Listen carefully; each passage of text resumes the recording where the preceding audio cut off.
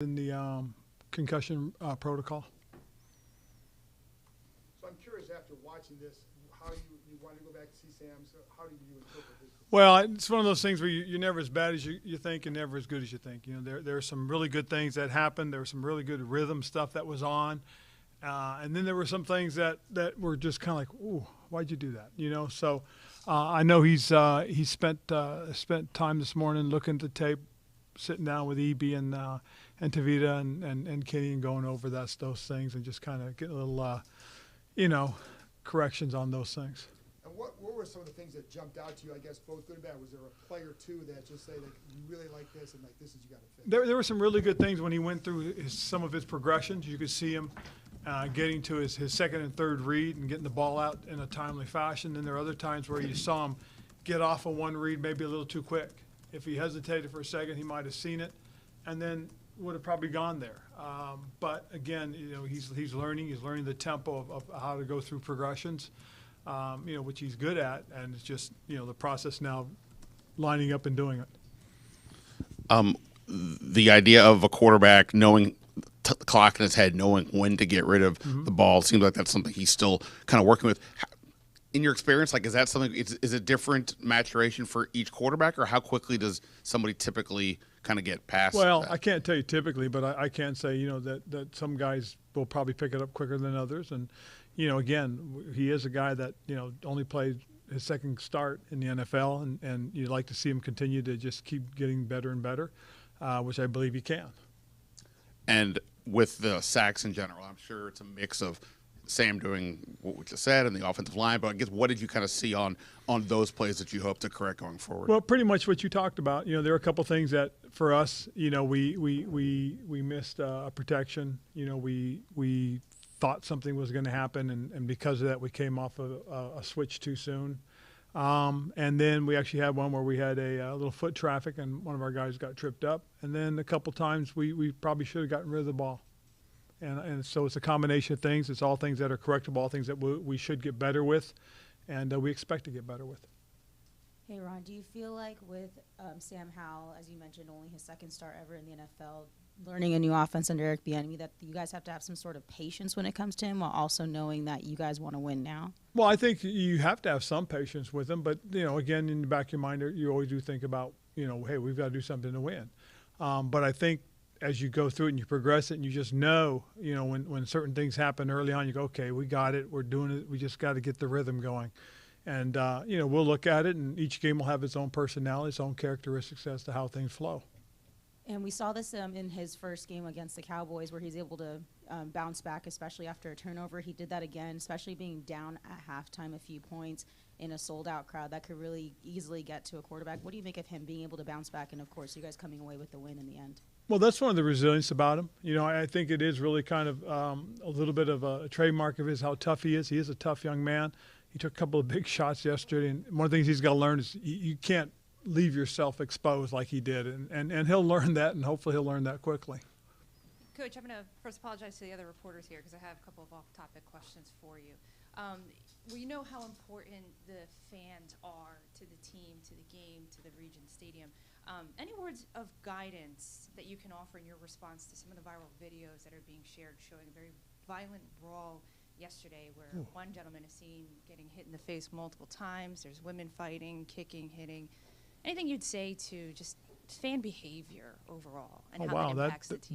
That is kind of disappointing because, it's one of those things that, the tradition of Washington football is true. I mean, it's, you can go all the way back to the 80s when Coach was here, and, and you just know that, that's not what this fan base is about. This fan base is really, truly, an iconic one because of its past, its history, and its tradition. And yeah, we just got to understand, let's just treat each other the same way and just understand it's all about, enjoying the game and the atmosphere. It looks like from your reaction you haven't seen any of these videos. No, I haven't.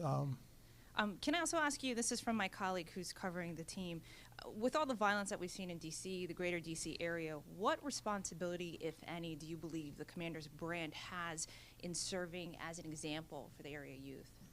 Well, I think it is important that we do set a good example, as good examples we can with sportsmanship as much as we can on the football field and doing those things the right way.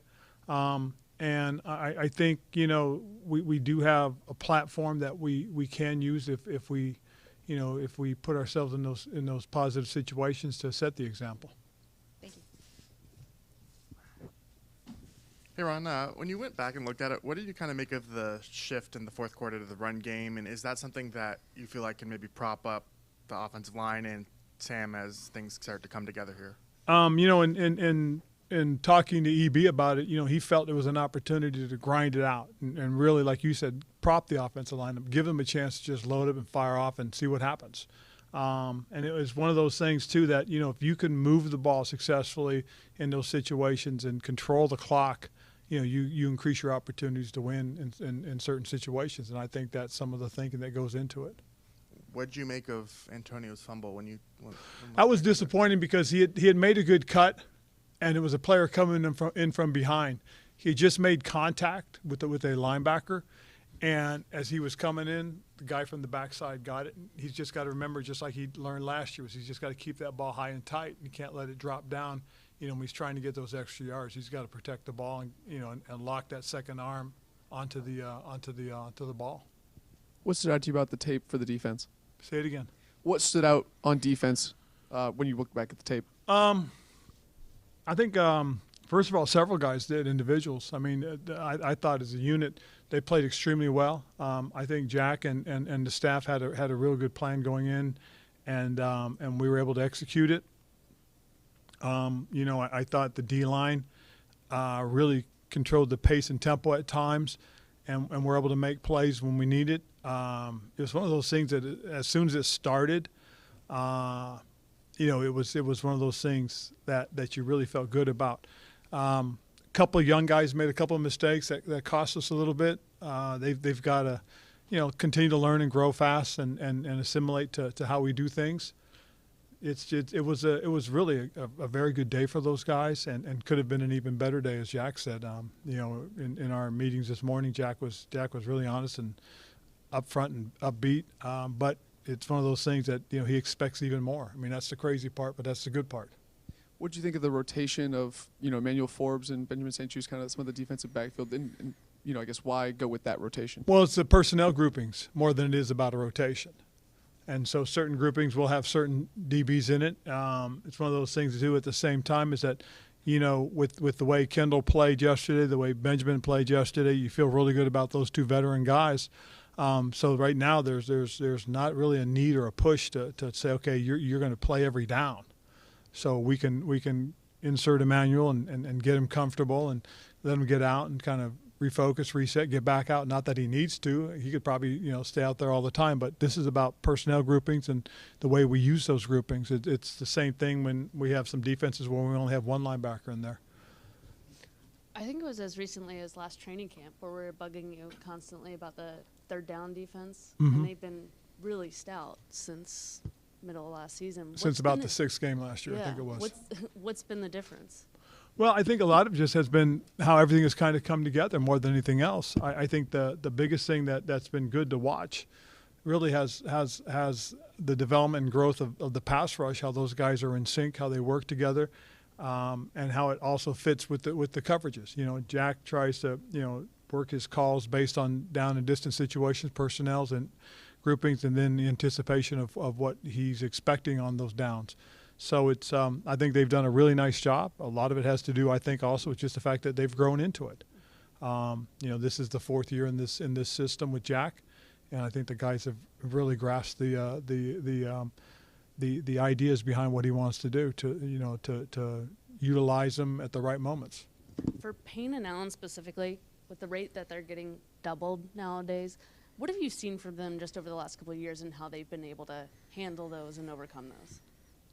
I think they've grown an awful lot. I mean, if you look at, get a chance to go back and watch Jonathan on tape, which I know some of you guys do because you guys get the all 53s and, all those kind of things I guess you can watch. 22s? Okay, I thought it was all 50. You can watch the whole team. Yeah, but you guys get those. You can see the whole thing. I mean, you can see the growth in both their games just by the different techniques that they're using now. I mean, if you go back and watch them from a couple years ago and then watch them today, you go, wow. I mean, this has been really impressive, and a lot of it has been the work that they've put in. A lot of it has to do with what what Jeff has done with them and Ryan. It's really kind of cool to watch that tandem of coaches we have at that position, because both those guys are relying on their experiences of having played in the NFL, and the players really gravitate to both of them. Coach, the signing of Jameson Crowder to the active roster, can you talk about the motivation behind that move? Well, it's a guy that gives us a steady punt returner right now while we have Dax on short term, and we'll just go from there. We'll take it game by game. And then the replacing Chase Young with kind of rotation at defensive lineman. How'd you feel that went? Oh, I thought it went really well. I thought the veteran guys that got their opportunities. James Smith-Williams was solid, very stout at the point. He held the point very nicely. For the most part, he was able to contain the quarterback on some of the play action boots. He was very disciplined and got vertical and forced the ball out of the quarterback's hands a couple of times. Casey came in and was his usual very, very steady self.